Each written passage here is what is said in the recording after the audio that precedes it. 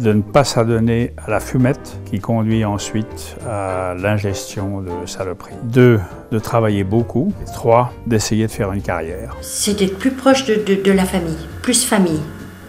Moins copains, moins sortir, parce qu'ils sortent beaucoup, ils vont beaucoup en boîte.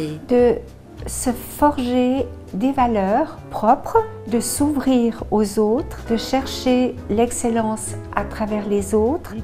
Il faut oser, vas-y, ouvre ton cœur, lance-toi, et du courage, n'écoute pas les grincheux, vas-y, c'est une question de feeling, vas-y. Tu te planteras, tu réussiras, mais celui qui fait rien, il aura que des regrets. AIP, attitude intérieure positive, c'est la base, c'est la base.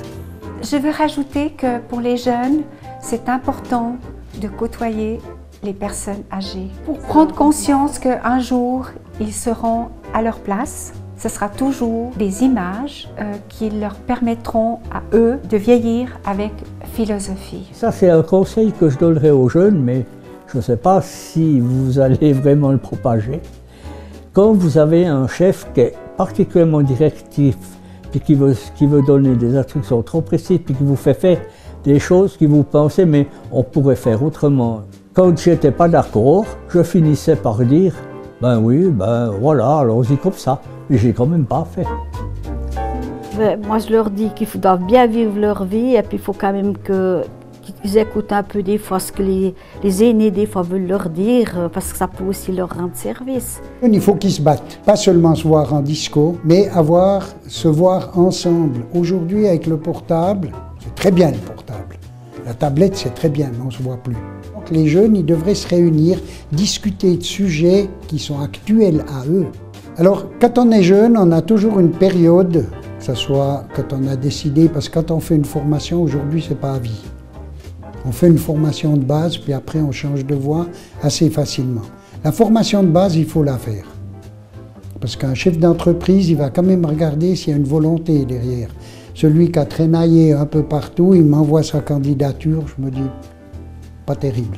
Un jeune qui commence dans sa carrière, il devrait, s'il pouvait, considérer son métier pas comme une obligation. Ah ben je dois gagner ma vie, mais si vous n'avez pas de plaisir dans votre profession ou dans votre travail, vous ne serez pas un bon travailleur.